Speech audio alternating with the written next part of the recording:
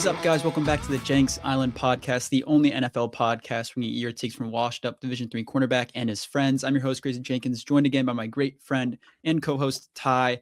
As you guys saw last episode, it was just Ty and STERB, and they did a great job of running that episode without me. So if you guys haven't checked that out, make sure to check it out. Obviously, the Super Bowl already happened, but they also did react to the Cardinals and Raiders hire and a couple hires and a couple other topics. But in today's episode, Ty and I are going to be breaking down our thoughts on the Super Bowl, reacting to that. Obviously, we were pretty on the money with our predictions, I'll say that. And then after that, we're going to be going through and ranking every single NFL team way too early, tiers for the 2026 NFL season. So a lot to look forward to in this episode. But Ty, real quick, what are your thoughts on that Super Bowl? I know it was started off really, really slow, obviously, up until halftime. And then obviously the Seahawks ended up putting some more points on the board. What are your thoughts? Yeah, as the great Dennis Green once said, they are who we thought they were. The New England Patriots, I mean, we kind of said it, they were not going to be able to compete, offensively with the Seattle Seahawks defense. There was the questions obviously about the offensive line with the, Will Campbell's struggles, especially late in the season against elite pass rushers with Houston, with, Denver. And then, I brought up, were the receivers going to be able to separate at an elite level versus this secondary? And they weren't. And maybe, part of that is the pressure was getting there so quickly. But, yeah, at the end of the day, like the best separation they got was Matt Collins on a go route at the end of the game there. So, the entire offense was kind of a non-factor. Obviously, Drake Maye looked like he was seeing ghosts. A lot of people said, maybe he got hit on that pass or the interception, or maybe he got tipped. And that was a terrible interception. And you hear the mic'd up now, and the DBs are coming. Like we saw that, we read it all the way, right? Yeah. And so, this, I think, more than anything brings up a ton of questions for New England coming into the next season with a much tougher schedule, having been the first place team, right? They got to play that first place schedule going into next season. And, can Drake, the schedule may, compete at a high level against a lot of better teams? And we saw that he could not in the postseason. The stat came out, he was 40th in touchdowns against winning teams, and It's 2 terrible. touchdowns, 2 interceptions. And listen, I think the kid is going to be a good quarterback. I think Will Campbell can still be a good offensive lineman, but they have a lot of growth to go, and they just didn't belong, right? I've said it a billion times. If Drake May doesn't, or excuse me, if Bo Nix doesn't break his ankle, that game's a bloodbath in the AFC Championship game. If Buffalo's in it, it's probably a bloodbath. Like they just simply did not belong, and Seattle showed that. And Seattle, I mean, so impressive. Boring, right? A lot of people call them boring because they didn't go out and they didn't party, and they didn't do anything crazy, but they did everything the right way. They run, defensively, they dominated in all phases, right? Sam Darnold didn't turn over the ball. It looked like a lot of times like he was half a second away from turning over the ball, but he didn't, right? He held on to the football. He put his position in in his team in a position to score points. And Jason Myers was looking like he was going to be the MVP, and then Kenneth Walker kind of rolls out and shows up and continues to, his dominant run as the RB1 in that offense. So, and this is all without JSN, right? They didn't have their best player on the entire team, the best offensive player in the league for the majority of the game. Yeah, I mean, it's exactly what we thought was going to happen. And, it was honestly worse than I thought it was going to be. I thought, maybe they would look halfway decent. Yeah, and it felt as if they didn't even need JSN, right? Like yeah, you're down him, but it almost felt even if they didn't have him going into the game, it still could have possibly been a blowout here. Obviously, Mike Vrabel has come out and said that Will Campbell is still going to be their left tackle going into next season. He's standing by his guy. But yeah, like you said, that was one of the worst playoff performances by a left tackle in all of NFL history. The stats came out that he was allowing pressures at a very, very high rate and had one of the highest pressure totals ever in the NFL in a playoff season. Obviously, some are shorter and some are longer, so that kind of influxes the playoff numbers there with pressures allowed. But Will Campbell did not look good, and then he came out and did say that he did tear a ligament in his knee, I believe. Obviously, yes, that you can say that and say, oh, it's not an excuse, but at the same time, if it's not out there before it feels like an excuse. And his form was all over the place, so you can't really blame it on the knee alone. So it just wasn't At that point in the a season, great look. everyone is dealing with significant injuries, right? Mhm. I mean, it all comes out after the fact because they don't want to be on the injury report. But that's just the reality of NFL. You know, you play this many games, you're going to be banged up. And I know he didn't use Yeah. it as an excuse, but it does feel like it's like, hey, throw this kid a bone. And like you said, the reality is the technique was not there. They're going to have to work on a ton with him. The kid's got upside, but yeah, a long way to go for him.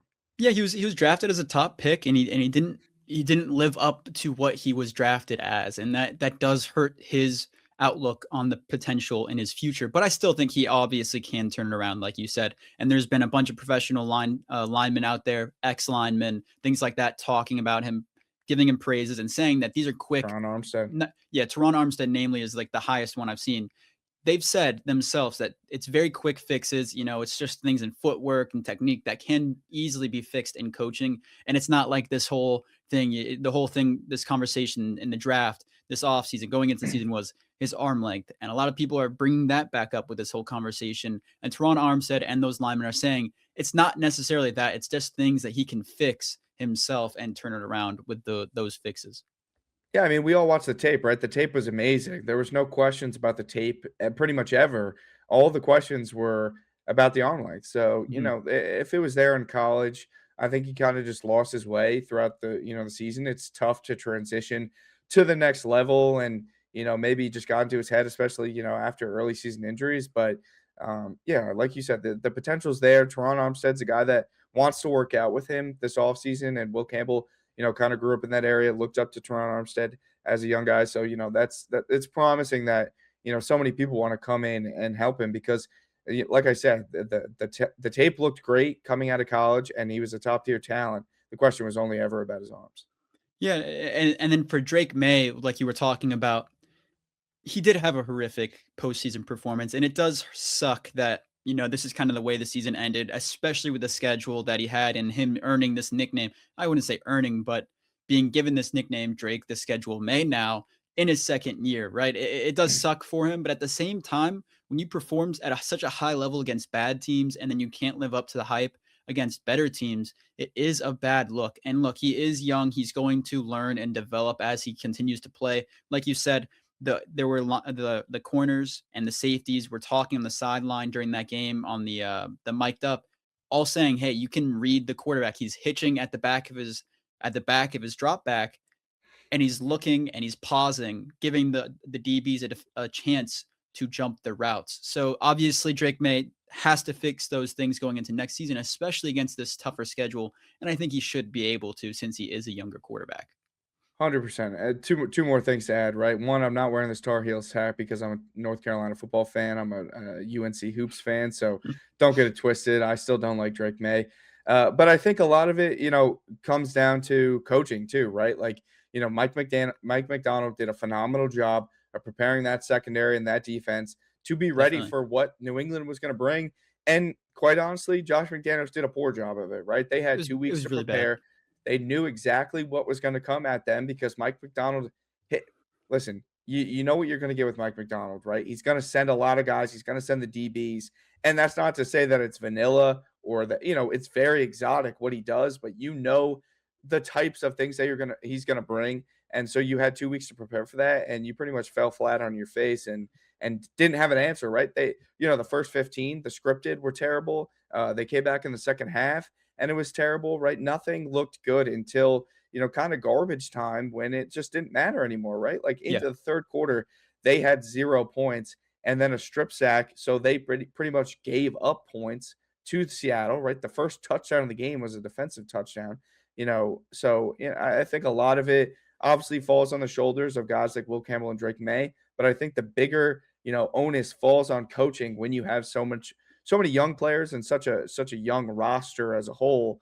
The coaching has to be better. So and it's just inexcusable to have a guy like Drake May who went on an MVP run in the regular season and then has statistically one of the worst postseasons and one of the worst Super Bowls of all time. I struggle to believe that's all entirely on the quarterback. I think a lot of that has to be on coaching as well. Yeah, and like with this conversation, I think Chris Collinsworth was right on the nose multiple times throughout the game. It felt like the Patriots were just conceding defeat across the field when they were on third down. If it was a little bit longer than 3rd and 5 or 3rd and short, they were basically just conceding the drive and punting the ball away. When you feel in that situation, it seems like Josh McDaniels was giving up and that he didn't feel confident in Drake Maye. And that's exactly the opposite of what you want to see. You want to be able to see the coach having confidence in the quarterback, giving an opportunity to make plays.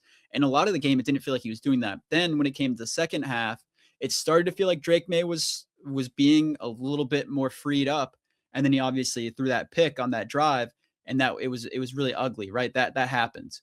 But at the same time, Josh McDaniels was looking like he didn't have confidence in Drake Maye, and that was allowing the Seahawks just to be like, okay, we're just going to pin our ears back and just go at him, because you could see that he was flustered throughout the game. He was seeing ghosts, like you said, and it almost reminded me of the Justin Herbert performance against the Patriots themselves, where it looked like he wasn't seeing wide open guys, he wasn't seeing the pressure well, and he was putting himself in bad situations in the pocket.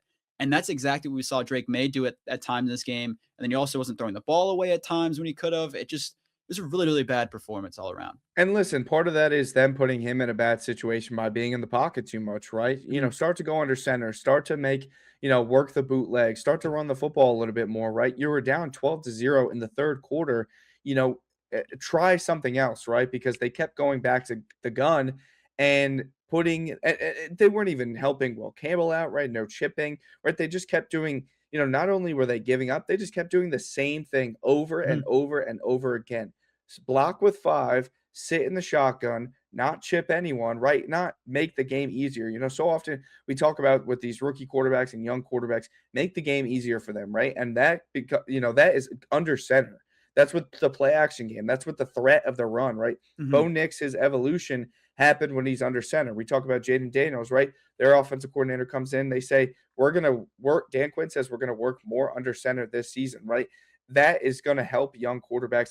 Not only does it, utilize their athleticism because you get them on the bootleg, but the threat of the run game, it doesn't allow you to key in on certain things and send as many guys as Seattle was doing, right? You're not going to be sending corners on an outside zone play, right? Mhm. Maybe every once in a while, but you're not going to be able to do consistently what they were able to do with, Devin Witherspoon and Nick Emmanwori, right? Your scheme has to change because of the threat of the run as well as the play action. It's just a whole different game. At least mix it up, right? It almost reminded me of like, all the questions we had with Kevin Patullo and like what the hell his offense was early on in the season. That's what I had with Josh McDaniels. And you've never had that question with Josh McDaniels as long as he's been with New England, right? Obviously, as a head coach, we've had tons of questions about him. But with New England, you knew what you were getting with Josh McDaniels, and it was always going to be excellence. It was going to be creativity. It was going to be, allowing your quarterback to thrive. And quite frankly, this looked like a Kevin Patullo offense out there. Yeah, it was really rough. And just quickly to touch on the Seahawks, because we've mainly been talking about the poor performance of the Patriots. The Seahawks obviously played to what we expected, and like you said, they exceeded expectations for you personally. Like when we were going into this game and we were breaking it down, we said the Patriots didn't belong to be there, and that the Seahawks were the better team. And I said that the Seahawks Rams game felt like the Super Bowl because of what happened with Bo Nix and obviously Jarrett Stidham going into the AFC Championship game. That game showed that the Seahawks were the better team going into this one, and obviously the Seahawks performed like it. So that's why we're not really talking too much about them. But real quick, Ty, to go into next season, right? Obviously they lose Clint Kubiak. Do you think that the Seahawks can continue this performance? Do you think their offense can kind of stay similar in terms of performance? And also, do you think that they bring back Kenneth Walker?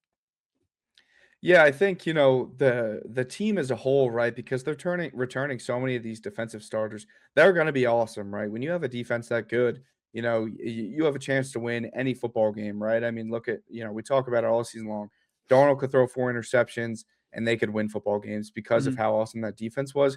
The dynamic definitely changes because they're probably going to lose a guy like Rashid Shaheed. He might end up in Vegas and get big money over there. I, th- I I'm torn on Kenneth because I think they should bring him back, right? I Yeah. think that they should make him the lead back and maybe explore getting rid of Charbonnet because I think Kenneth Walker kind of thrived even more when, and that's how it always works with backs, right? If you give them a consistent workload, you know, they get into that flow of things and it just makes their job easier. And I don't think they're gonna do that, right? I think that Kenneth and Charbonnet would end up splitting carries again. And, I don't know. I think that Kenneth Walker will explore the market and he'll see what kind of money he can get out there. But Seattle's got a lot of money, right? And they don't have a ton of free agents. They have a few, but they have the money to retain some of these guys. So I think they should retain him, but I think that it should be at a larger workload. What does the overall offense look like? You keep the continuity of Sam Darnold and you see what he's been able to do over multiple systems the past 2 seasons, the growth that he's shown, whether it was in Minnesota, whether it was here. They're looking at internal hires. So you assume that, the offense kind of stays similar in some sense. Obviously, Clint Kubiak is a great offensive mind and, an ascending offensive mind in this, NFL and especially under the Shanahan type of system. But, I don't think too much changes because they're not losing much, especially if they bring Kenneth back. They keep continuity on the offensive line. The weapons outside of Shaheed, which they didn't really use offensively, right? He was more Not of at a all. return game weapon. So, it's just like I'm not too concerned, and they have some guys in there that they're looking as internal candidates that are rising candidates as well throughout the coaching ranks. So I'm not too concerned about the offense, and I'm definitely not concerned about the team overall, just because the defense is so awesome. Yeah, I 100% agree with you here. And as we go through these tiers, I'll kind of talk about where I see them in the division. But I do think that their defense remains basically the same in performance and everything, like, especially under the head coach, and you're not losing many players. On offense, I could see them maybe taking a slight dip, and I do think that Kenneth Walker, obviously, he's going to test the market. Running backs right now are at this point in time where it's kind of that inflection point of where maybe you see them starting to get a lot more money because receivers are getting a lot more money. The salary cap is going up exponentially year over year, and running backs are still getting paid jack shit in comparison to other positions of value. And the way that running backs are being used, yes, you can argue that you can replace a running back relatively easily, but you see that that's not true in a lot of different situations. Obviously, if you have a solid RB2, like you can replace your RB1. But if you have a bell cow RB1, like a lot of these teams do, you can rely on them to get you can rely on them to win the game for you. You don't have to rely on the quarterback anymore or your receivers. If you have a top end running back, they can win you games. And I think the pay scale will increase with that. And therefore, Kenneth Walker should, like you said, if he's not promised a heavy workload going to next season, he's definitely going to test the market. 100%. I mean, the prime example of that is look at Denver, right? When they had J.K. Dobbins and he was performing like a top 5 running back, Bo Nix wasn't asked to do as much. But as soon as Mhm. he got, banged up, RJ Harvey, Jaleel McLaughlin, those guys were not able to replicate the production that he had. A lot of the onus fell on Bo Nix's shoulders. And, obviously he thrived in that situation, but you never want to have to ask a young quarterback to have to do everything or ask your quarterback to do everything, period, right? You want to support them with a solid run game. So yeah, a guy like Kenneth Walker, if he is not promised a heavy workload, I think that he should explore, leaving. I think I would love if Denver went after him because, the running backs like that don't come up on the market often. And Super Bowl MVP running backs don't come up on the market that often, right? We haven't seen a Super Bowl MVP running back since Terrell Davis. And I think that just, obviously, the defense was awesome for them and definitely kept them in the game. Jason Myers was awesome. But I think what Kenneth Walker was able to do with, Sam Darnold, let's be honest, he didn't play a great game. He was kind of, Not at all. No. average at best. And Kenneth Walker, with the team pretty much queuing in on that Sam was, not going to be able to beat them, he was able to dominate. And if they didn't call back that rushing touchdown, I mean, he's got like 150 rushing yards and a touchdown. So he was awesome, and running backs like that don't come up often. So yeah, he needs to go get his bag. Yeah, it would be a really solid duo for the Broncos if they had him and RJ Harvey. Obviously, RJ Harvey would be more of the receiving threat, Kenneth more of that running down your throat threat there. I mean, it would be a really good duo. I will say one more thing. I think Rashid Shaheed does leave. I don't think he's coming back. Obviously, I think he enjoyed getting the ring there and he enjoyed his time in Seattle. But like you said, they were not using him on offense. And maybe the next offensive coordinator comes in and promises him a good role. But you saw this. His last receiving touchdown was against the Giants, however many weeks ago, when Spencer Rattler was still starting for the Saints. So it's been a long time since Shaheed was getting the deep ball targets that he really deserved in an offense. So I think he does leave from Seattle. Vegas Yeah, for Vegas. Oakland. I could They see can give him a Vegas. bag too. My only thoughts. Do you think that Kubiak do you think it was more of Kubiak not scheming it up the deep ball, or is it Sam Darnold not being able to get it to him? No, I think Sam Darnold has a really strong arm. We've seen that. Just look at his pro day right back in the day. Like, in the rain, he was slinging Mm, it. I think he's got a strong arm. I think it's, Rashid Shaheed when they added him, we all kind of talked about it as an odd move, right? Obviously, yeah, the rich gets richer, but they already had a loaded wide receiver room where JSN was truly ascending to become one of the best receivers in the NFL. Cooper Kupp, as the season went along, ascended more and more as becoming a safety valve for Sam Darnold. AJ Barner kind of came about, and Seattle started to run the football more, right? They yep. they kind of were able to rely on Kenneth Walker and Zach Charbonnet later in the season. So you start to think, what is Rashid Shaheed's role in all of this, right? It's not what Seattle was built to do at the time, and I think that with a guy like Mendoza, you know, um, a young quarterback, the lack of a receiver there, I think it would make sense for him to go somewhere like that because he could be the number one option there outside of Brock Bowers, obviously. And, it's the familiarity of Kubiak. Obviously Clint was in New Orleans. He's been in Seattle with him, right? So he's been around with Shaheed. So there's a lot of comfortability there. And Clinton would be forced to use him, right? It's not like he even has an option Yeah. with the receivers that they have. So I think that maybe if Shaheed is like, kind of burned by it all and he's pissed at Clinton, then I could see it. But you know, they have a ton of money. They're going to be able to pay him more than anyone else out there. And so unless he wants to go chase another ring, he got his ring. Maybe it's time for him to get his bag. Yeah, I could definitely see that, and I think honestly it would be a good move for him. I could see the Saints reunion being an interesting option, but I think that's a little bit less likely, but I am interested to see where Shaheed ends up. Anyways, with that being said, Ty and I are going to move on to our NFL way too early 2026 team tiers. Obviously, as you can see here, the tiers are Super Bowl contenders, division winners, so our favorites for each division that aren't necessarily Super Bowl contenders, playoff hopefuls, meh, building towards something. So the teams that are obviously not necessarily higher up in the ranks, but are obviously in the right direction. Don't get your hopes up, not the best spot to be in, and then ass. That's reserved for the worst of the worst, therefore ass. Anyways, Ty, starting off, we got the Rams here.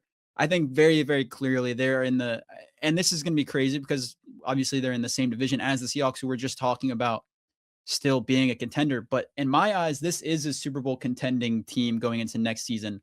They have solid salary cap space, enough to spend to get a couple of guys or maintain their roster, and they have 2 first-round picks. So I just think that they're a team that 100% going into next season is still a Super Bowl contender, especially with Matthew Stafford coming back. What are your thoughts on that?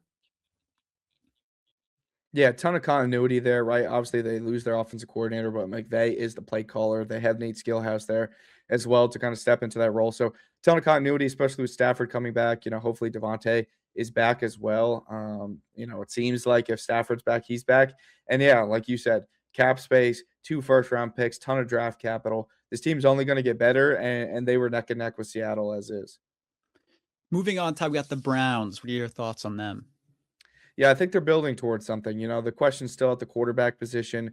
Maybe they look at a Malik Willis, a guy that's kind of similar to, Lamar Jackson in the sense that he is athletic and can make some plays. We obviously saw a lot of growth with him in Green Bay, or maybe they look at a Ty Simpson. But I think they're definitely looking at the quarterback position because, as Todd Monken said, Shadur Sanders is not guaranteed the QB1 job. And, Sturb and I kind of highlighted this in the last episode in our rookie review. This was probably the best rookie class in the NFL. Take away the quarterbacks, they had studs at every single draft spot, even the undrafted guys with Isaiah Bond. Obviously, they have Myles Garrett. That defense is awesome. Losing Jim Schwartz definitely hurts, but that team is so loaded with talent on the defensive side of the ball, and they got some weapons, so they're building. Yeah, I would either put them in there that don't get your hopes up. It just depends on that quarterback position. Like you said, if they go and get Malik Willis or something like that, then yes, I definitely think they're building their team in the right direction for next season, especially with the way that their rookie season or rookie class performed, like you said. Moving on, we got the Foul Clowns here. They're a team that, to me, I think they're in the meh range because I think that their quarterback position is such a huge question mark. in my eyes that you don't know exactly what to expect from them at this point in time. I do think that Penix will be solid for them, but he's not a guy that's going to carry them to the playoffs. And we saw that this year. Obviously, he did get hurt. They had a couple chances to compete in the NFC South, didn't make it happen fully. And now they're letting go of Kirk Cousins. So to me, they're in that meh range because they do have talent on the offensive side of the ball and the defensive side of the ball. They're definitely improving. And now they have Stefanski at the coaching position. So I think they could improve, but I think the mess spot is right for them. Ty, what are your thoughts? Yeah, I mean, it kind of, like you said, it does depend on what happens with the quarterback's position. I like the head coach they brought in. I like bringing in Matt Ryan. But, the two biggest question marks for them, what happens with James Pierce? And it doesn't look great, Yeah, right? I think he's By done. no means does it look great. And he was arguably their best defensive player and had a ton of upside. I highlighted him in the rookie review as one of the best picks from that first round. And then all that news comes out. And obviously, great football player, but, terrible off the field antics. So, that's a huge question mark. And as an edge rusher, that's a premier position. It's quarterback. It does seem like they're going to make some move, right? Is it Malik Willis? Is it Kyler Murray? With cutting Kirk Cousins, they'll have some cap space. Penix, it doesn't sound like he'll be back probably by week 1. Maybe he is, but it's a question mark at this point in time. And Matt Ryan didn't seem overly confident in him either in his press conference. So I imagine they'll make a quarterback move, and I Mhm. imagine that quarterback move will be better with than they had this past season. And given that division, I could see them being in playoff hopefuls. But at this point in time, with two key positions being so up in the air, I could see that the meh being a reasonable spot for them. Moving on, Ty, we get the Chargers here. What are your thoughts on them? Yeah, they're a playoff hopeful, right? They're not going to be a division winner. I don't know how in hell they are favored to win the AFC West over the Denver Broncos, but they'll be a playoff hopeful. Obviously they'll be coming into the next season healthy on the offensive line, but the question still remains: can they remain healthy? Right? We don't know the answer to that. Right? The year in year out, that there's always an excuse for Justin Herbert about this guy got hurt or we didn't have this, right? And so we got to see kind of what happens with that. Injury situation as the season goes on. And then the defense, right? The defense was not great to start the season, got better as the season went on. They lose Jesse Minter. So, with a young defensive coordinator coming in, I believe he's from the college ranks. I know he was pretty good. I forget. I think it was like Bowling Green. It was some random school, but in the MAC. But, you never know how it's going to be. And I have a lot of respect for Jesse Minter. So I don't imagine that their defense will be that great. And there's still just a lot of question marks for me here, but and the playoff appearance was horrendous again, as it is every Mhm. year. But I think that they're good enough to possibly be a wild card team again. Yeah, no disagreements here from me. I think that's exactly where I would put them as well. Next, we got the 49ers. Really not too much to say about them. They're a playoff hopeful team year in, year out. It just depends on their health of the team. We saw it this year. Once they became just completely riddled with injuries, they kind of fell apart, but still made the playoffs. If they can stay healthy next year, I think they should be right back in this playoff race. Anything to add for them? No, Moving on, Ty, an exciting team because they could be a little bit in a couple different spots here. You got the Panthers. What are your thoughts? it's tough. I'm gonna put them in mad because I don't know. Obviously they made the playoffs this year. I God knows how. But I like some of the things that they got going. I like Ted McMillan, but the question is, do they bring back a Rico Dowdle? And it doesn't sound like he may come back, right? Because I he think kind he's of got done. Yeah. disrespected towards the end of the season. They went more towards Chuba Hubbard, even though Rico was playing amazing. I know Bryce Young made some growth, but I think that this division around the Panthers, I have more faith in pretty much every team in that division to be better than them this next season because I don't think their defense is that great.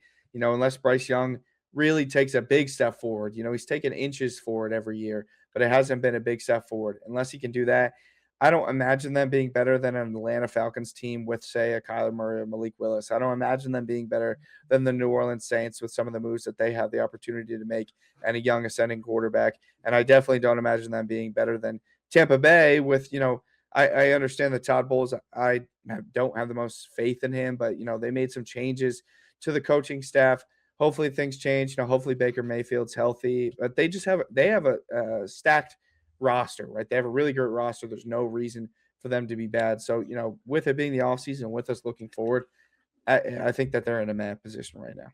Yeah, no, I completely agree with you there. I thought they were honestly probably the third best team by the end of this this season in that division. I think the Falcons and the Saints were both playing better football to end the season, and obviously the Bucks they fell apart to the end of the season. So I think that they'll switch that up going into this season. But yeah, the Panthers, I don't see a way that they make it back into the playoffs next year. I think obviously they could be solid and they could prove me wrong, but I agree with the assessment of them there. Moving on, we have the Seahawks. Obviously, I'm going to put them right back up there in the Super Bowl contenders tier. I'm going to put them above the Rams because they beat the Rams twice to end the season and they just won the Super Bowl. So I will put them in the Super Bowl contenders tier. We just broke them down, Ty. We just talked about the Super Bowl, so I'm going to not explain too much there, but they're going to retain a lot of talent, and I think they have really good salary cap numbers as well, I believe, or solid salary Yeah, cap they numbers. have I think like they'll have 60 million in cap space. yeah, like they should be all right for free agency and everything. So give me them in the Super Bowl contenders tier. If you don't have more to add, we can move on to the Bills. What are you moving on to Nah, the I mean, come Bills? on. They just won the damn Super Bowl. Exactly. All right, moving on to the Bills, Ty. What are your thoughts on them? Yeah, put me in the division winner spot here, right? I think, anytime you have Josh Allen, people are going to say they're a Super Bowl contender, but they haven't done enough to build up this roster around him to truly be a Super Bowl contender. And you saw that Mhm. this year, right? With the loss to the Denver Broncos in the divisional round. And you get rid of Sean McDermott, who becomes the scapegoat. You keep Brandon Beane, who has seemingly made a lot of the decisions that have, put this team in the situation that they're in, right? Keon Coleman, he wants to blame that on Sean McDermott. He comes out and we see the clips that he was happy that Keon Coleman ran a slow 40 time because he was going to drop to them, right? So clearly Brandon Beane did want this guy. And, they hire from within. I like Joe Brady, but I don't think that's the change that they needed. They kind of needed a change like Baltimore did, where it was an entire new staff, bigger changes, right? Like, Steve Bisciotti was allegedly saying to Harbaugh, you need to get rid of some of these coaches. And, Harbaugh wasn't willing to do that. So, okay, fine. We're going to make mass changes within the organization. Buffalo didn't do that. And I don't have faith that, with their cap situation, with the roster that they have right now, that they're going to be able to make big enough, changes, right? Obviously, that changes as soon as they, if they go out and they trade for an AJ Brown, but they have a lot of cap hurdles to figure out before they add a guy like that. So I'm going to put them in a division winner. I think that they're better than New England, but I don't quite think they're in that upper echelon of Super Bowl contenders with the current roster. Yeah, no, I completely agree with the thoughts there. I think they're the divisional winner favorite for next season, and I just don't see a way that they unless something drastic happens this offseason, I don't see them going down from that spot. Moving on, we got the Packers here. I'm going to put them in the playoff hopefuls section here. I'm going to put them above both of these teams, the Chargers and the 49ers, but I do think they're going to be below I would put them below the Bears. The Bears have more salary cap space, and I believe they still have their first round draft pick. The Packers do not. And I know that they have Micah Parsons. He'll be back, I believe, by game one, but it'll be close. I think he should be back for the regular season. But that with knee injuries like that, you never know for sure if there's any setbacks, things like that. But I think that they're a good enough team to be a playoff contender, a playoff hopeful. But if they win I'm not going to put them above the Bears, who just won the division, who have better opportunities to improve in this offseason. So I'm going to leave them there. But Ty, what are your thoughts?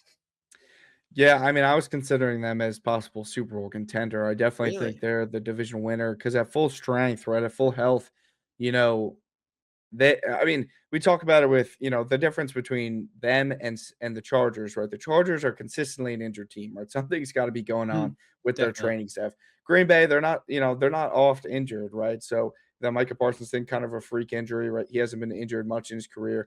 Some of the other injuries, they just kind of got banged up as the season went on.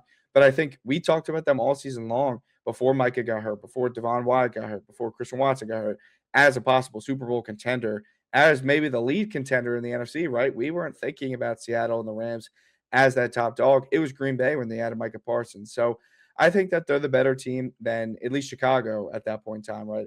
Looking at it now, I think the Rams and the Seahawks I'd still put above them. I think that they're definitely better than Chicago. You still have the Jekyll and Hyde of Caleb Williams, and there's still some question marks on that team.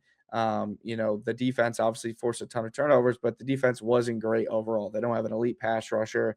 DJ Moore continues to be a problem offensively, right? So there's a lot of question marks that I still have about Chicago.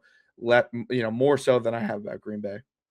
No, I think that's definitely fair. And I will say, I mean, we'll talk about the Bears in here in a second, but I do think that they go into next season, they improve. I think obviously they beat the Packers and in really, really clutch fashion, right? I think that was the huge thing for them. And I think that the Packers, yes, the injuries did kill them. Obviously, Tucker Kraft was a big blow to that offense. Yeah, And I want to see if Jordan Love can, improve going into this season. But I think also losing the defensive coordinator that takes the defense maybe back a step. They still have a solid defensive coordinator now, but I do who'd think they that hire? I thought it was Gannon, right? Well, didn't they get Gannon? Oh, it is Gannon. Yeah, Gannon's a good DC bad head coach. Yeah, yeah. He's similar to Dennis Allen, even though Dennis Allen didn't have the best coordinating season this year.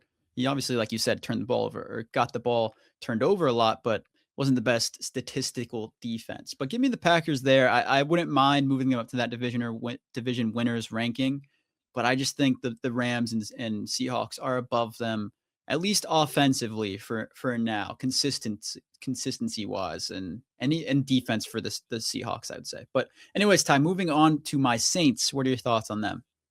Yeah, I think that they are building towards something, and I think it's building towards something more so than the Cleveland Browns at this point in time because they have their quarterback, right? I think, you've talked about this. They have, avenues to make more cap space. Obviously, right now, if you look at the numbers, they're not great, but if they find ways to restructure, they can get into that $40 million range, which would, definitely help them make some strong additions to, maybe the weapons around Tyler Shock or maybe some defensive weapons. They still have some growth to do. It's going to be hard with $40 million. And obviously they do have a high draft pick, but to turn over, an offense that kind of lacks a lot of, star power, outside of, Olave obviously had a good season, but Kamara's kind of on the tail end of his career. If they can add a Jeremiah Love, that's obviously huge, but you need another guy next to Olave, who can be consistent for this offense. And Mhm. you need to see that Olave can have more than one full season of health, right? Throughout his career, he nearly retired, and he's flashed, greatness throughout his career. The question has never been about the talent. It's been about the health. Obviously this past season, we saw what he can do when he's fully healthy, but I think that there's definitely a few things that they need to add. I think defensively, adding some things too. They're a bit of an older defense, right? Demario Davis might be on the way out. He's a leader, right? Cam Jordan looking like he might be eventually on his way out too. So I think there's a lot of hope for this team. I think that if you took Tyler Shuck on the Cleveland Browns, we'd be putting them probably as a playoff hopeful team right now. But I think having the quarterback is such a powerful thing for them to have. I believe in Kellen Moore, and I think that they can continue to chip away. I think 2027 is the year that we really look at this team as okay, that they have a chance to be, maybe win this division or make a wild card spot with a young a middle-aged quarterback, but early into his career with some more star power around him, like a Jeremiah Love, like a Chris Olave. Actually, I really agree with the analysis here there, and I will say this. I would put them at the very, very bottom of playoff hopefuls simply because of the division they're in, and as also with the really bad schedule that they have next season. That's about the reasoning behind that. But I do agree that they're a team that I don't think they're a playoff contender, like a playoff run contender next season. But I do believe that we could see them have like a 10 to 11 win season next season with their schedule. And if they add a couple of guys this offseason for the offense, I think they're a team that they're a running back and receiver away. And I think from really, really significantly improving that offense, like you mentioned. And I think once they do that, they'll be pretty easily above the Falcons and the Panthers because I do think their quarterback is, I think Shuck is better than both of those quarterbacks on those teams at this point in time. And I will say that I think I would put the Saints above both those teams right now. If I was just to predict the NFC South, I would probably put the Bucks above all four if I'm just basing it off a roster alone. But I do think the Saints are probably the second best team, and I think it showed towards the end of the season last year. But I'm perfectly fine with building towards them because I do think that's where they're at right now as a franchise. I'll add this one piece, right? If we're projecting out that New Orleans is going to add some pieces, right? We do have to project out that Atlanta likely makes a move at the quarterback position. And as Yeah, soon as they definitely. like a Malik Willis, like a Kyler Murray, they immediately become the division winner and they become one of the better teams in the NFC, right? Because of the talent on that team. If they can retain Kyle Pitts, they have Drake London, they have, one of the best running backs in the NFL and Bijan Robinson. and excuse me, a solid young defense with or without James Pierce. They're a team that we talk about consistently as a quarterback away. So if we're projecting out, I still think that they're a little bit above the Saints at that point in time. Yeah, no, I don't mind that at all. I think for the Falcons, for me, I think when you look at the quarterback situations, I'm wondering where they're at on the totem pole, right? For where a quarterback maybe wants to go. Obviously, if you're a quarterback that's getting traded like Kyler Murray or Tua, you don't have a choice. Obviously, Malik Willis is a free agent? No, right? He Malik is Willis is free a agent. free agent, and I kind of Yes. think Kyler Murray might have a no trade clause. I'm not positive. Okay. Okay. Interesting. So yeah, I wonder where the Falcons rank in the quarterbacks, and that's a good. We'll talk about that down the line of where we'll kind of rank the teams on the quarterback totem pole of teams that need them and where they could want to go. But I could see the Falcons going to do that, but I don't. I definitely don't see it happening in the draft. That's sort of where I'm at. Is I think the Saints will add a receiver and running back in the draft that's able to improve them. The Falcons, I can't necessarily say for sure since they don't have a first rounder. So It's an it's got to interesting be high though. It's conversation got to there. be high, like on the totem pole, considering the You weapons, think? right, and considering the head coach that they just added. And You look division. at the rest, yeah. You look at the rest of this list, like and division, right? Especially division. You look at the rest of this list, like maybe Minnesota, but they're really old and in a very tough division. So Mhm. yeah, it's I don't know. There's not many options that I think would be better than Atlanta right now for QB needy teams. Yeah, I think really the big one would be the Vikings. Just off the top of my head. I think the Vikings Because are of the top Jefferson. one. Yeah, yeah, purely because of Jefferson, and I think that, like, the defense will still be solid enough But it's to. a combination of Justin Jefferson and, I know the defense is solid, but it's a combination of Justin Jefferson, and we can move on from this pretty quickly, but Justin Jefferson and Jordan Addison, is that better than a combination of Drake London and Bijan Robinson? It's I don't tough, quite but know. I think coaching as well. I would say yes. I would say yes, but I Yeah. don't mind the take that it's not. I don't mind. Stefanski is from that same class of, I that don't believe in O'Connell. Stefanski yet. I'm not convinced on Stefanski, and I know he was significantly hindered by the talent on the team. But at some point, you're the head coach, you can also have a say in how the team's performing. So Two-time coach of the year? yeah, I'm talking about the two-time coach of the year, Kevin Stefanski. I'm not sold on him. I will say that, We'll but I see. do think obviously he can turn the Atlanta Falcons team around, and we will see next season. Moving on, we have the Raiders, a team that I believe is 100% building towards something. I'm not going to put him above the Saints yet because I do believe, right, they haven't gotten Fernando Mendoza yet. He's going to be their first pick, but I want to see him start a game before I predict him above teams that have quarterbacks already. And I do think that they're building towards something. They have a new head coach with Kubiak who's going to be solid for them. Nothing too much to add because I do think they're, you know, still going to be an iffy team and they're in a really tough division, but I think they're definitely building in the right direction to turning the team around. Do you have anything to add on them? Yeah, this is a don't get your hopes up team for me because I know Really? Mendoza, right? Like that starts to get people's hopes up. But look at the roster. It's horrendous. Their best defensive player, their only good defensive player, He's on the said way he out. would, quote, rather retire than play another game for the Las Vegas Raiders.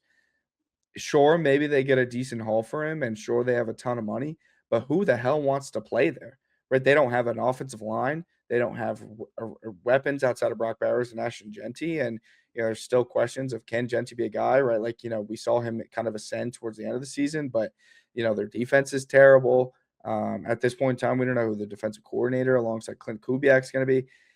This is certainly and tough division. Definitely not divisional bias for me because I believe in some of the star power that they have. But it's just like it's hard for me to say they're building towards something when the roster has three talented guys and one of them they haven't even drafted yet. His name's Fernando Mendoza. The other two Yeah. are Genty and Brock Bowers. So No, it's I tough. don't mind that. I don't mind those thoughts at all. I think that's definitely fair. But to me, I think that they have more hope than the Browns going into next season purely just off of having like an offensive minded head coach that I think is a solid coach that can be a solid coach. I think the Browns head coach, I don't know, the Browns handled this offseason already so poorly in my eyes that it stained my belief on their upcoming seasons. And I Fair. don't know Yeah. that purely could be like recency bias and just being really set in my ways, but I don't know, something about the offseason start for me just and the way the off seasons are just setup for these two teams. I view the Raiders as higher, but I completely understand the takes and the thoughts on those two teams. Moving on, Ty, you had the Cowboys here. What are your thoughts on them? I'm gonna put them in. I can't put them in the. Well, can I? I'm gonna put them in division winners. I I love think that. Ty. I love it. I Yeah. absolutely love this pick. Listen, Let's you hear it. look at. We'll talk about Philly in a little bit, but if you just look at Philly and the way that their offseason's trending, right? A lot of guys that are hitting free agency. So a couple guys considering retirement. One big guy that wants to trade.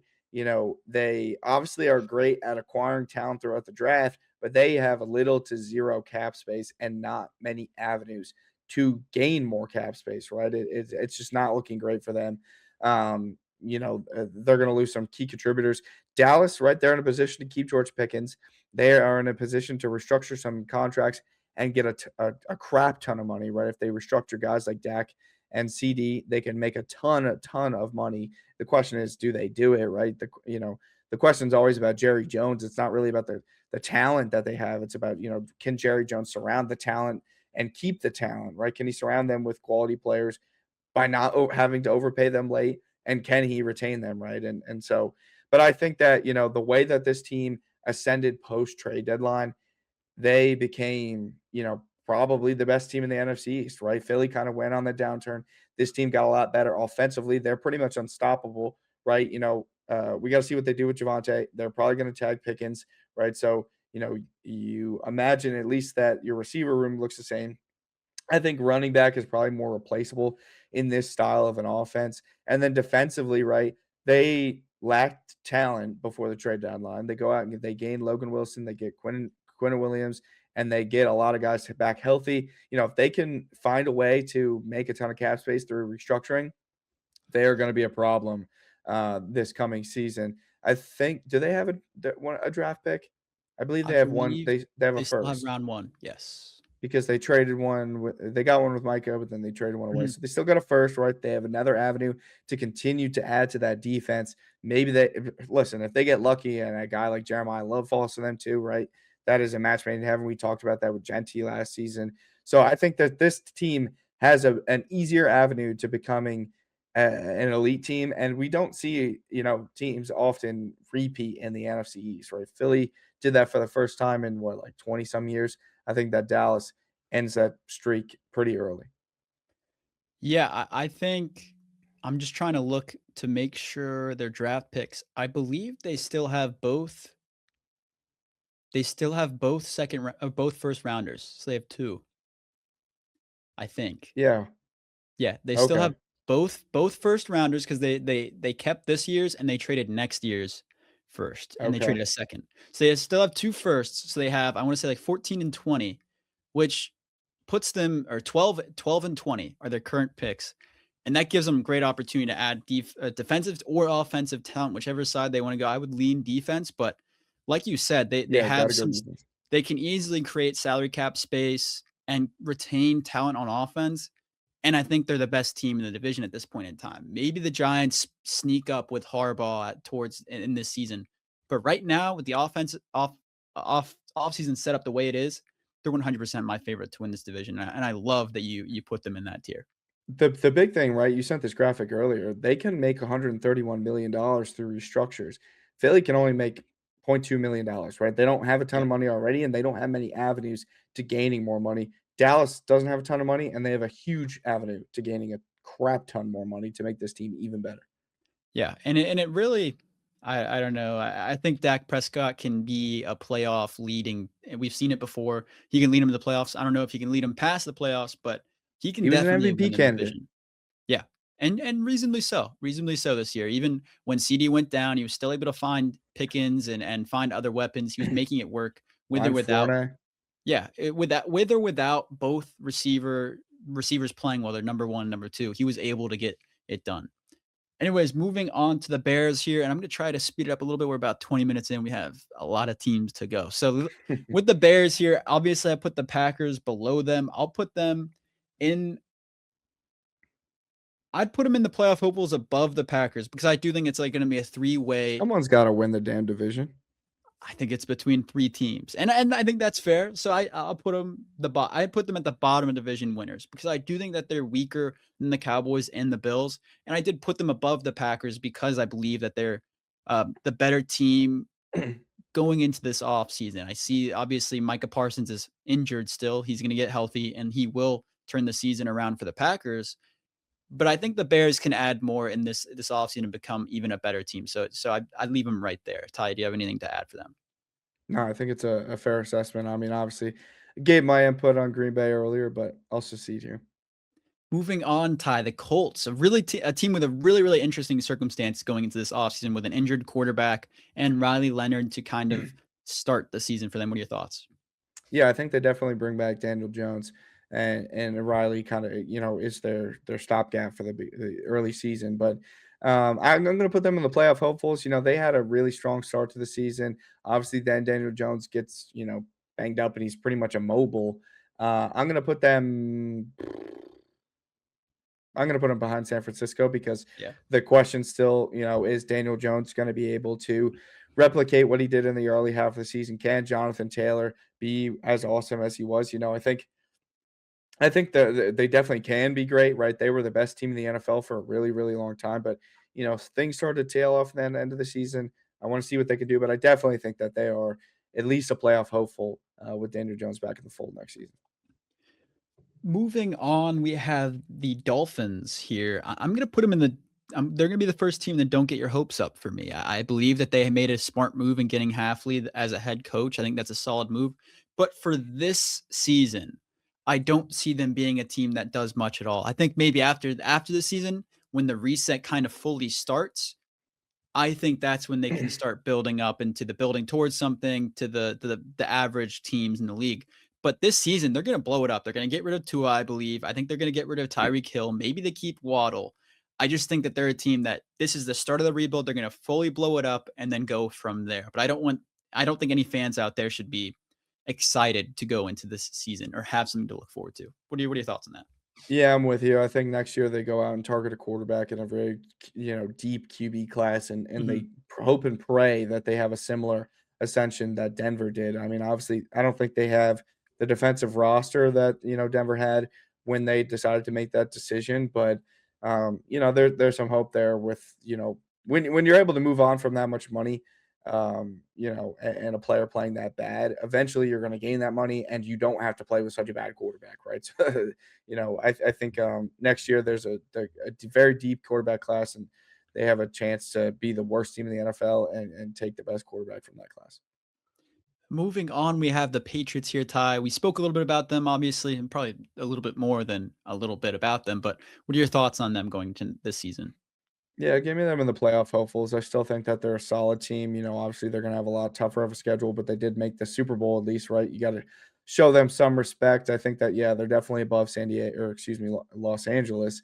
They beat them. They beat the crap out of them. But I just don't think that they're on the level with the Bills. I think the Bills are a better overall team. I know they beat them once, but the second time, what the Bills were able to do against New England was super impressive. And I just I don't see them having the same success next season, but I do see them being able to become a wild card team.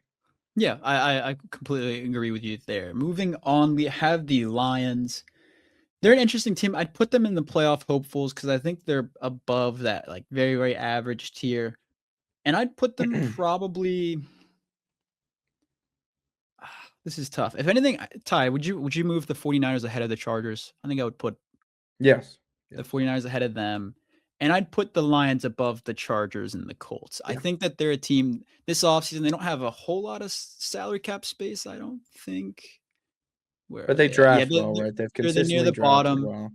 Exactly. They've drafted really well. They'll add talent. They had some injuries that kind of bumped them a little bit this season. And I do think that they're going to commit to the Gibbs workhorse workload, giving him just, everything in the backfield instead of splitting those carries because it really worked for them when they were just giving Gibbs the ball over and over. And I think we'll see more of that this year. So give me them in the playoff hopefuls. Ty, what are your thoughts on the Bengals moving on to them after a tough season? Yeah, I like them as a playoff hopeful too. I think, obviously anytime you have Joe Burrow, T. Higgins, Jamar Chase, Chase Brown, they have a very talented offense. And they actually have an avenue to a decent amount of, cap space this offseason with Trey Hendrickson, not around. They're not paying a guy $30 million to sit on the bench for half the season. They need to have a great offseason. They need to really, hit the jackpot in free agency, hit the jackpot in the draft. But, they have found ways to go to the Super Bowl and make the playoffs with bad defenses and offensive line before. There's no reason to believe that they don't at least have a chance to do it again. They have one of the best quarterbacks and one of the best receiving cores in the NFL. So I like them as a playoff hopeful. Yeah. I put them behind Indianapolis. Yeah, I think that the Bengals could easily turn around if they add some talent and just draft well, maybe hit on a couple free agents. But they're a team that I think, I mean, I was singing the praises of Chase Brown all off season and all season long. And I think he's a solid piece for them. They have a really solid offense at every other position. So yeah, I love that spot for the Bengals. Moving on, we have the Titans. I'm going to say they're definitely building towards something. I'm putting them below the Saints because I think the Saints have a clearer path to winning the division than the Titans do. I do think that the Titans, though, are a team that could significantly improve this season after adding Saleh and having, I think, a really, really solid offseason ahead of them. They have, I believe, the most cap space in the league Yep. by a wide margin at this point in time, and they're a team that will spend. And I think they're going to go defensive focused here, and then add talent maybe for Cam Ward in the draft, or a little bit of talent in free agencies too as well. And I think they're going to be really set to turn it around next season. Yeah, I mean they won the offseason already with an awesome, coaching staff, veteran guys that have been head coaches, guys that have a lot of synergy together as well. Dayball loved Cam Ward coming out. He's had some success with young quarterbacks in the past. And Cam Ward, obviously uber talented guy. They got Jeff Simmons and a crap ton of money and the 4th pick in the draft. They're in a position to add a guy like Jeremiah Love or Carnell Tate and go out and make some awesome signings on defense to give Rob Saleh some pieces. So yeah, they're listen. I mean, this is a team that if they hit a home run this offseason, they could win the division, no doubt in my They mind. could Because be Jacksonville's they could be like the Colts, like surprising people this year. 100%. Kind of like The that. Colts, we don't know what we're going to get with them with Daniel Jones. Jacksonville struggled early on in the season and obviously had a strong late season ascension. But what are we going to get with Trevor Lawrence again? This is a team that for sure could end up winning this division if they hit some home runs. Yeah, yeah, I think that's a really good spot for them. And when looking at this building towards something division or a tier, I don't really see that they're necessarily all these teams are below the teams ahead of them in the meh range, like that Falcons and Panthers. But we know what those teams are more. These teams, I think you have to see a couple pieces hit for them to really turn around, but they're definitely building in that right direction.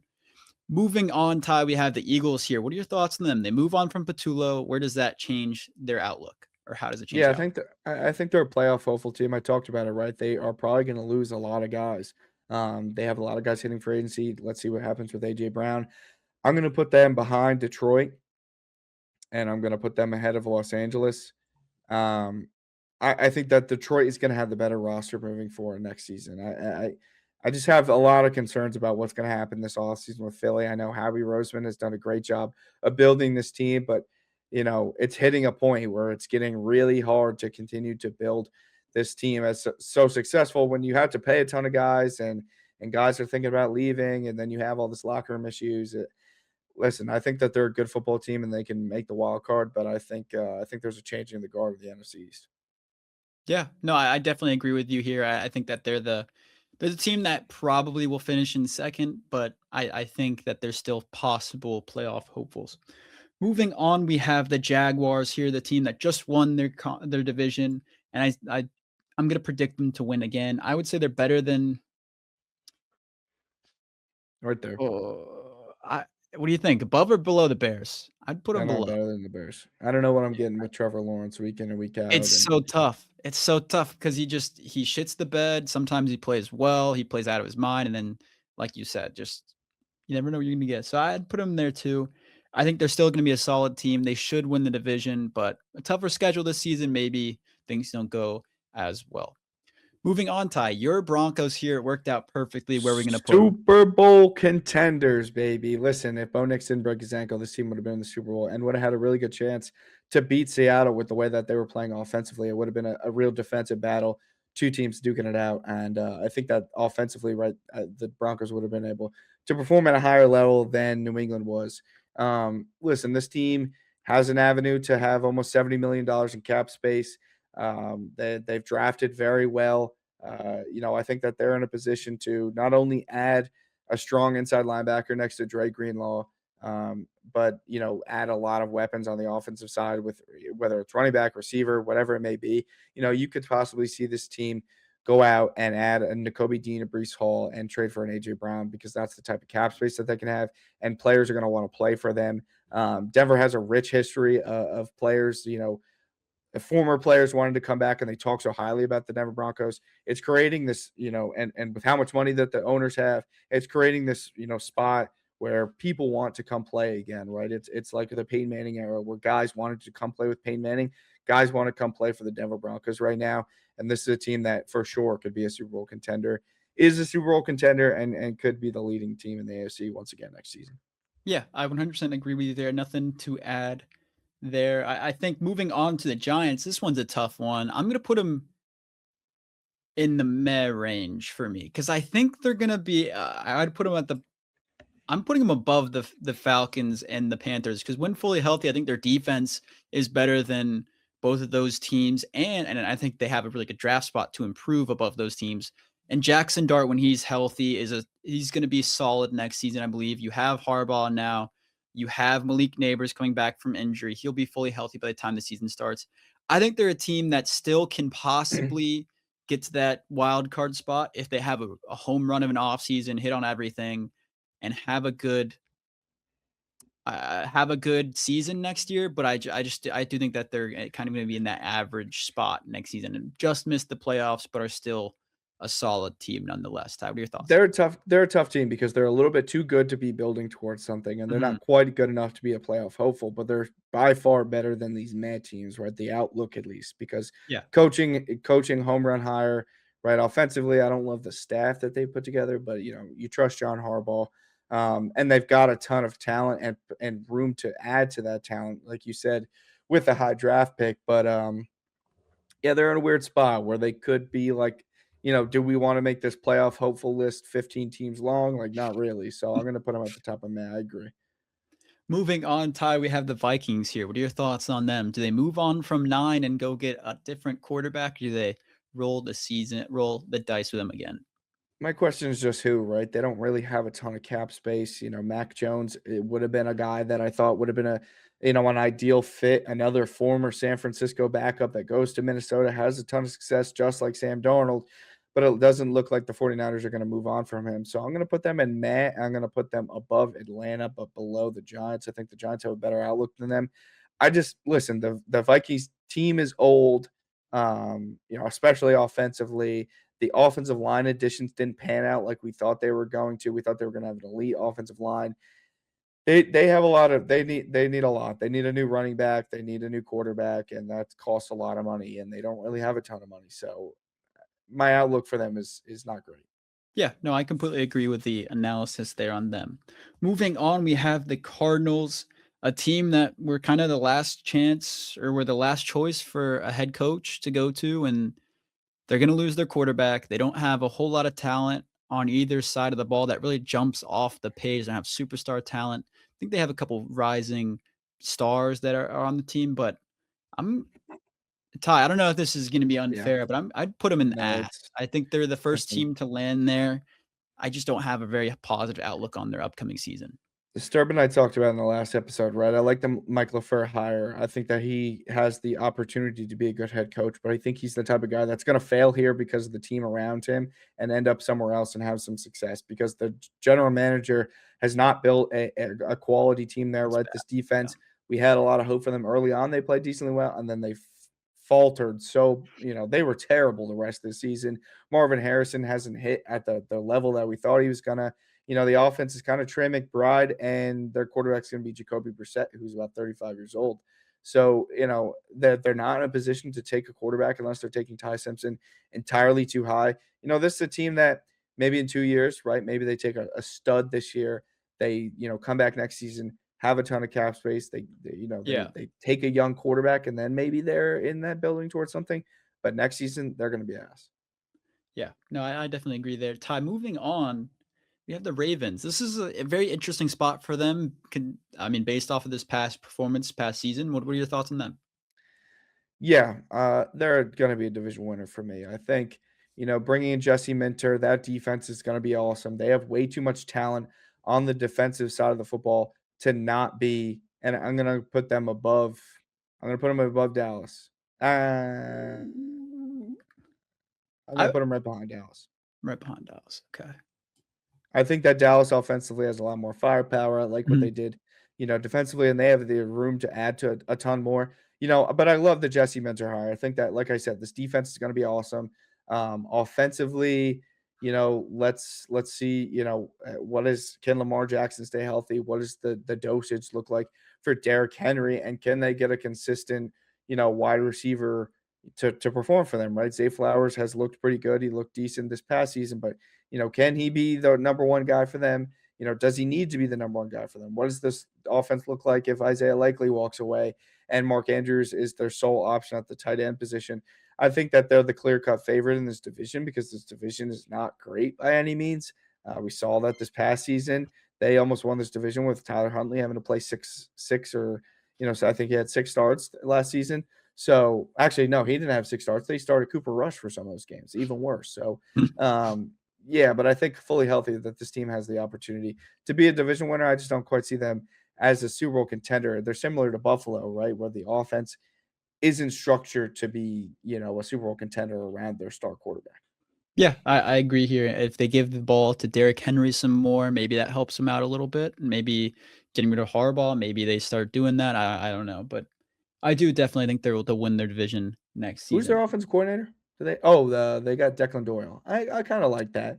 Yeah, it's not bad, but it's just the Ravens are such a wild card next season purely off of if Lamar can stay healthy, if he can, again, once he is healthy, use his legs to the full ability. Because this year you saw him when he was healthy, he wasn't able to use his legs at all, and you could, he had Not moments, because he was but he wasn't. healthy.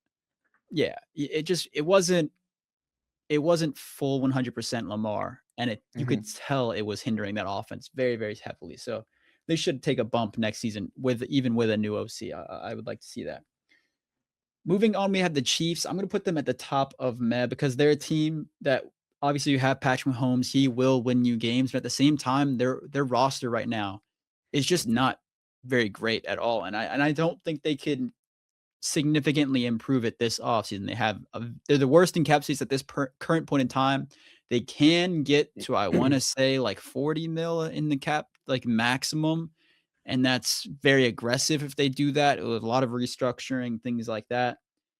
But they're a team that just their offensive side of the ball is pretty badly lacking talent. If the Saints go Jeremiah Love, I don't know where they go for running back. They're probably pay Brees Hall, I would imagine, in free agency. But right now, at this current point in the offseason, they're just an average team at this point in time, and I can't put them above that. But what are your thoughts on them as a divisional opponent? Yeah, they got a lot of holes, right? They got to fix the offensive line. They got to add a running back. What's going to happen with Rashi Rice, and there's legal battles. Defensively, they have some additions that they need to make. And Travis Kelsey seemingly is coming back, making a crap ton of money as a kind of a washed up tight end at this point. Mhm. So, and Chris Jones too, right? Makes way too much money to play as poorly as he did this past season. So, they are, they're just kind of a team that's on the backside of their dynasty where they still got a lot of these guys and we're making a ton of money and they haven't drafted as well as they initially did. And, they're going to be competitive for as long as Pat Mahomes is in this league, but they need to fully nuke this and get rid of Chris Jones, get rid of Travis Kelsey, gain a ton of cap space, and start to hit again in the draft because Pat Mahomes, he's too good of a quarterback to be talking about him as like, is he going to make the playoffs or not? Yeah, and it's upsetting. I feel like this was the perfect opportunity for Kelsey to retire. I know he wants to kind of come back and bounce back and have a playoff season, but he looked really, really slow last season. Not the Sam Kelsey we've seen in other years. And this is the perfect opportunity for them to go out and sign a tight end replacement in the free agency. I believe David Njoku or Isaiah Likely would be a good, solid replacement in free agency for him. But I don't see them doing that when they're retaining Kelsey this offseason. So it's a tough spot to be in. Moving on, Ty, we have the Bucks here. What are your thoughts on them? Yeah, division winner. We talked about it. The roster is just the best in that division. If they can perform with that roster, they're a 10, 11 win team. It's still left to be seen, what does that new coaching staff around Todd Bowles do for this team? But, at this point in time, they're at least the best, roster in that division. So to give me a division winner. Yeah, I agree with you there. I put them definitely at the bottom, and I would even put them probably below a good amount of these playoff hopeful teams. But with the division they're in, I think they should, and probably will win the division next season. Moving on, we have the Jets, and I'm really not going to waste too much time here. Of course, I got both ass teams, the only two on this list, but give me the Jets at the bottom. They're the bottom of the barrel. They have, um, 2027, let's 2027, yeah, 2028, maybe they have a great chance to you be can good. build, but and they They have have a good ton of cap space. picks. And picks, but I don't see a lot of people wanting to go like in free agency, for example, they have the cap space this offseason. I don't see a lot of free agents unless they are just overpaying completely for these salaries. I don't see them being like, I want to go to the Jets when I have competing offers. I just don't see that happening. And then I think Aaron Glenn probably isn't one of the best head coaches in the league to turn around a team. Maybe he does do that, but it didn't seem like he had full command of that team this season. So I'd put them in ass for right now. Ty, moving on here, we have the Steelers. They still have Aaron Rodgers at this very point in time. It's unknown if he returns or leaves. They add Mike McCarthy. What are your thoughts on them? Yeah, I'm gonna put them in meh, and I'm gonna put them behind the Giants. I mean, I don't know. I don't believe in this team. They don't have a weapon outside of DK Metcalf. They won't have a ton of cap space. Their defense is old. Like, I understand that Mike McCarthy has won a lot of football games, but so did Mike Tomlin, and this team was not great. I know they made the playoffs, but it was because teams like, the Ravens just weren't healthy all season long. So, listen, I think that they're the third best team in that division and could be the fourth if the Cleveland Browns find a way to add a quarterback. I just don't have a ton of faith in that roster and Aaron Rodgers at like age 42. Yeah, no, I completely agree with you there. Maybe they add a huge offensive playmaker in this offseason and they somehow turn around the offense. But yeah, right now it's not looking like they're a playoff contender next season. Moving on, we have the Commanders. I'm gonna put them in meh right below the Giants because I do think they have a weaker defensive side of the football than the Giants. I think they're older. They still need to.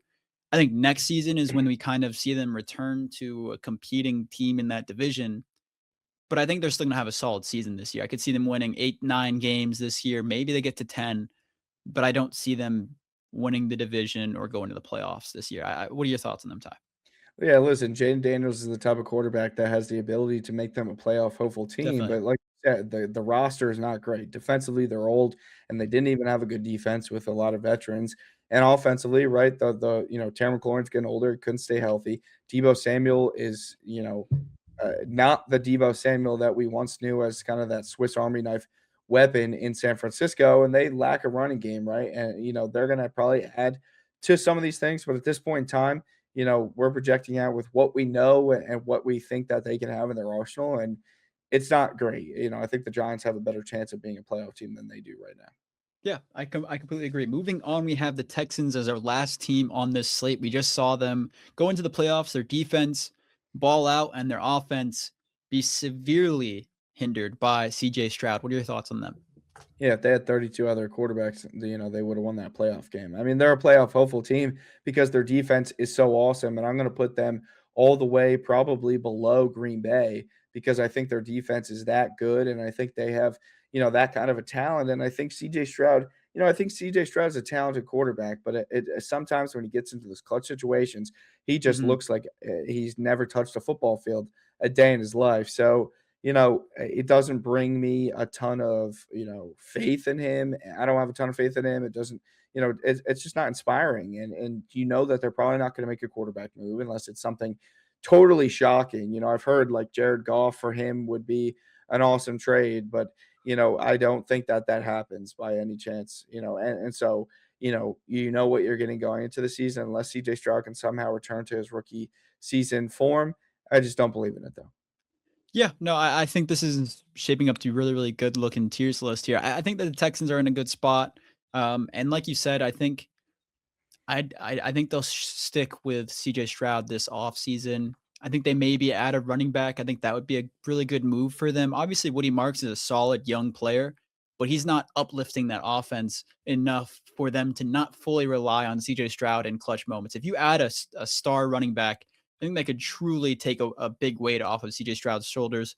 And also, you got to fix that O line because CJ Stroud is still getting hit a good amount and seeing ghost as soon as the pressure starts forming. His fundamentals go a little bit out of the window there, and that hurts them significantly. Looking at this list, I believe we have one too many teams in the playoff hopefuls. I would put, I mean, They're Ty, I think hopeful. just like to the or one like that way. I think it's 1, 2, 3, 4, You know, one, 5, two, 6, three. 7, 8, 9, 10, 11, 12. We have like 17 teams through the playoff hopefuls. Yeah, So they're hopefuls though, you know, they're not making the playoffs, right? We're not that is true. guaranteeing that they're going to make the That is playoffs true. today, you know. This list will evolve. It'll look a lot different once we get to the end Definitely. of the offseason, you know, post draft. I'd love to revisit this and actually say, okay, these are the 16 teams that we think that are going to be in it, right? You know, remove some of these playoff hopeful teams, you know, once we see them, you know, the Bengals obviously don't add anyone defensively and you know, yeah, and the Eagles lose everyone, Yeah. and then you know, all of a sudden that they become mad teams. So, you know, it shakes out, but at this point in time, when you're looking out, you know, they're at least playoff hopefuls. Yeah, I think this is a really good list of tiers here. We ran a little bit longer than I was expecting, but I think it was still a really fun episode to break down all of these teams. Let us know what you guys think in the comments down below. Comment your team and where you think they should be on this tier list. Make sure to do that. And you guys know where to check us out on social media at Jenks Island and wherever you get your podcasts at Jenks Island as well. We'll see you guys next week. I believe we're starting draft content next week. So keep an eye out for that. I think we'll start with the big guys going into next week. It's going to be a really, really fun draft process. I look forward to it. We'll see you guys next week.